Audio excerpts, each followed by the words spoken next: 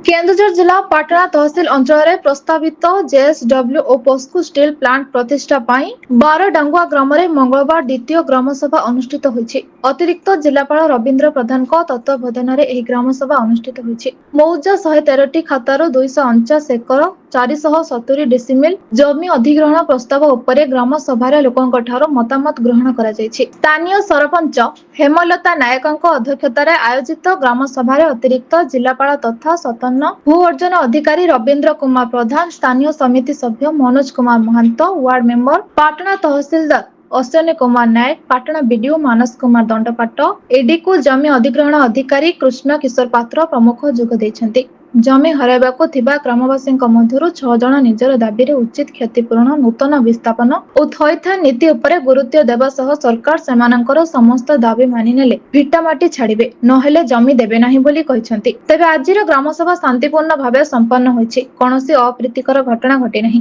ଜମି ହରାଇବାକୁ ଥିବା ଲୋକମାନେ 33 ଦଫା ସମ୍ବଳିତ ଦାବିପତ୍ର ପ୍ରଶାସନିକ ଅଧିକାରୀଙ୍କୁ ପ୍ରଦାନ କରିଛନ୍ତି। ପ୍ରମୁଖ ଦାବିଗୁଡ଼ିକ ମଧ୍ୟରେ ଡିସିମିଲ୍ ପିଛା 15 ଲକ୍ଷ ଟଙ୍କା, ବିଧବା ବୃଦ୍ଧା, ଦିବ୍ୟାଙ୍ଗଙ୍କ ପାଇଁ ମାସିକ 30,000 ଭତ୍ତା, ପ୍ରତ୍ୟେକ 18 ରୁ 50 ବର୍ଷର ବ୍ୟକ୍ତିକୁ ସ୍ଥାୟୀ ନିଯୁକ୍ତି, ଜମି ହରାଉଥିବା ବ୍ୟକ୍ତିଙ୍କ ପିଲାମାନଙ୍କୁ କମ୍ପାନୀ ସ୍କୁଲରେ ମାଗଣା ଶିକ୍ଷାଦାନ ତାଲିମ ଓ କମ୍ପାନୀରେ ନିଯୁକ୍ତି ଦାବି କରିଛନ୍ତି। ଏହା ସହିତ ଜମି ହରାଉଥିବା ଦିନଠାରୁ ନିଯୁକ୍ତି ପର୍ଯ୍ୟନ୍ତ ମାସକୁ 30,000 ଲେଖାଏଁ ମାସିକ ଭରଣପୋଷଣ ପ୍ରଦାନ, ଚାକିରି କରିବାକୁ ଅକ୍ଷମ ଥିବା ବ୍ୟକ୍ତିଙ୍କୁ ଏକକାଳୀନ 5 କୋଟି ଟଙ୍କା, ମାସିକ 25,000 ଭତ୍ତା, 2006 ଓ 2013 ବିସ୍ଥାପନ ନୀତି ସଂଶୋଧନ, କମ୍ପାନୀ ଲାଭାଂଶର 30% ବିସ୍ଥାପିତ ଲୋକଙ୍କୁ ପ୍ରଦାନ, ପୁରୁଷାନୁକ୍ରମିକ ନିଯୁକ୍ତି ସହ ପ୍ରତ୍ୟେକ ନିଯୁକ୍ତିକୁ ମାସିକ 60,000 ଦରମା ଆଦି ଦାବିପତ୍ର ପ୍ରଦାନ କରାଯାଇଛି। ସମ୍ଭାବ୍ୟ ଗଣ୍ଡଗୋଳକୁ ଆଖି ଆଗରେ ରଖି ସଭାସ୍ଥଳର ପ୍ରବେଶ ପଥରେ ଅନେକ ପ୍ଲାଟୁନ ପୋଲିସ ଫୋର୍ସ ମୁତୟନ ହୋଇଥିଲେ। ଆଇନ ଶୃଙ୍ଖଳା ପାଇଁ ଅତିରିକ୍ତ ଆରକ୍ଷୀ ଅଧୀକ୍ଷକ ସ୍ନେହାଶିଷ ସାହୁ, ଜ୍ୟୋତିର୍ମୟ ଭୁକ୍ତ, ପ୍ରବଧାନ ଚମ୍ପୁଆ ଏସଡିପି ରଶ୍ମି ରଞ୍ଜନ ସାହୁ, ଘଟଗାଁ ଏସଡିପିଓ ବିଜୟକୃଷ୍ଣ ମହାପାତ୍ର, ପାଟଣା ଅତିରିକ୍ତ ତହସିଲଦାର ଶରଣ କୁମାର ଜେନା, ତୁରୁମୁଙ୍ଗା ଥାନା ଅଧିକାରୀ ଦୀପ୍ତି ରଞ୍ଜନ ସାହୁ, ପାଟଣା ଥାନା ଅଧିକାରୀ କିରଣ ପ୍ରସାଦ ସାହୁ, ହେଡକ୍ୱାର୍ଟର ଇନ୍ସପେକ୍ଟର ମାନସ କୁମାର ମହାକୁଡ଼ ପ୍ରମୁଖ ଉପସ୍ଥିତ ରହି ଆଇନ ଶୃଙ୍ଖଳା ତଦାରଖ କରିଥିଲେ।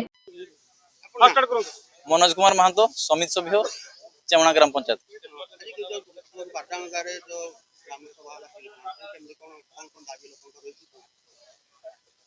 ग्रामर तो दाबी मेनली समस्त साधारणतः भावुं जे जमीर रेटा उचित मूल्य मिलले आम बहुत खुशी हेबू।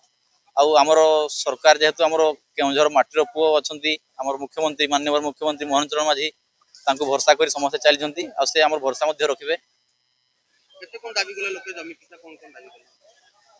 15 कोटी रखिंट एकर पिछा, किसी लोक रखुच्च 20 कोटी।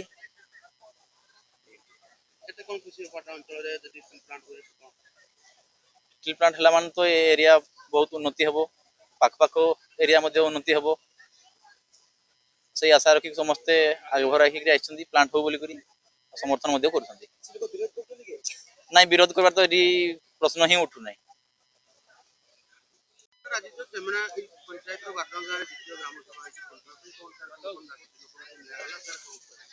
आपण मैंने जानी खुशी हे आज आमर 12 डांगुआ ग्राम जो ग्राम सभा है 5MT आमर जो मेगा स्टील प्लांट हाँपाई जो जाऊँगी से आपण मैंने समस्त देखिले 12 डांगुआ ग्रामर माँ मैंने भाई मैंने समस्त ग्रामवासी सब आदिवासी मैंने उपस्थित रही आज तांकर मतामत रखिंट किभली भाव प्रथम ग्राम सभा या पर आप जानते पब्लिक हियरिंग होबार अच्छी विगत 12-25 तारीख दिन आम करते भृंगराज उपस्थित थे। आज जो ग्राम सभा है बहुत सक्सेसफुल है और लोक मानकर मतामत रखिंट जोटा कि आम सरकार पाखे पेश करूँ और आज से शांति श्रृंखला सहित आपण मैंने समस्ते सहयोगर सरकार एत बड़ कार्यक्रम जो भाव एक स्टील प्लांट केउझर जिले में जाऊँगी से समस्त आपण मैंने सहयोग कर समस्त धन्यवाद दूँ। धन्यवाद। मो ना कस्तूरी राय ग्राम 12 डांगुआ। आमर एकर प्रति 15 कोटी दरकार, एकर पिछा 15 कोटी दरकार। तापर छुआ पिला पाठ पढ़िबे, कॉलेज हम,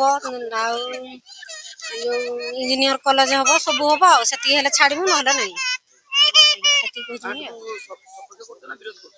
ସପକ୍ଷ କରିଛୁ, ବିରୋଧ ବି କରିବୁ। ଯଦି ନଦେଲେ ବିରୋଧ କରିବୁ, ଆଉ ଯଦି ସବୁ ଦାବି ପୂରଣ କରାଯିବ ଆମେ ଇଚ୍ଛା ପୂରଣ କରିବୁ। ମୁଖ୍ୟ ଦାବି ହେଲା ଆମର ଏକର ପ୍ରତି 15 କୋଟି ଦରକାର। ତାପରେ ଛୁଆ ପିଲା ସମସ୍ତଙ୍କୁ ଭବିଷ୍ୟତ ପାଇଁ ସବୁ ସମ୍ପୂର୍ଣ୍ଣ କରିବା ଦରକାର। ଆଉ ମୋ ନାଁ କରୁଣାକର ଦାସ। ଜମି ଅଧିଗ୍ରହଣ ପାଇଁ ଗ୍ରାମ ସଭା ହେଇଥିଲା, କଣ କଣ ଆପଣ ପ୍ରଶାସନ ନିକଟରେ ଆମେ ଏହି ଉପସ୍ଥାପନ କରିଛୁ ଯେ 36ଟା ଦାବି ଆମେ ସରକାରଙ୍କ ପାଖରେ ଉପସ୍ଥାପନା କରିଛୁ। ସେଥିମଧ୍ୟରୁ ଭାଇଟାଲ ପଏଣ୍ଟ ହେଉଛି ଆମର ଏ ଜମି ଜାଗା ଯେହେତୁ ଆମେ ହରଉଛୁ ମାନେ ସବୁଦିନ ପାଇଁ, ସେଇ ହିସାବରେ ଆମକୁ ଯଦି ଡିସମିଲଟା ଆମର 15 ଲକ୍ଷ ଏବଂ ଏକରକୁ 15 କୋଟି ଟଙ୍କା ଯଦି ଦେବେ ଏବଂ ଅନ୍ୟାନ୍ୟ ଯାହା ଆମେ ଦାବି ଦେଇଛୁ ସବୁ ସର୍ତ୍ତ ଯଦି ସରକାର ମାନି ନେବେ, ତାହେଲେ ଆମେ ଜମି ଜାଗା ସୁରୁଖୁରୁରେ ସରକାରଙ୍କ ହସ୍ତରେ ଆମେ ସମର୍ପଣ କରିଦେବୁ। ଆଉ ବିଶେଷ କିଛି କହିବାର ନାହିଁ। କେନ୍ଦୁଝର ଜିଲ୍ଲାରୁ ଦଶରଥ ବାରିଙ୍କ ରିପୋର୍ଟ, ବ୍ଲାକ୍ ନ୍ୟୁଜ୍ ଓଡ଼ିଆ।